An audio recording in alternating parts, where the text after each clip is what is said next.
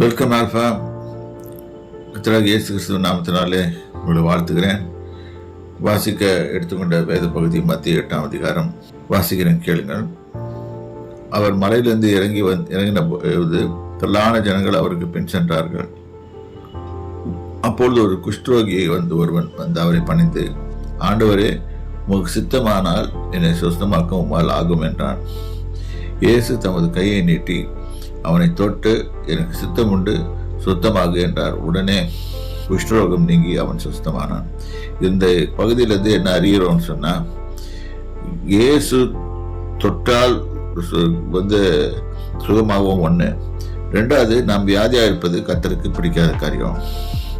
அப்ப சொல்றாரு, உனக்கு சுத்தமாக்க உம்மால் கூடும், உனக்கு சித்தம் உண்டானால் சுத்தமாக்க கூடும் என்று கேட்டான். அது சொல்றாரு அவரு, எனக்கு சித்தம் உண்டு, நீ சுத்தமாக்குறாரு.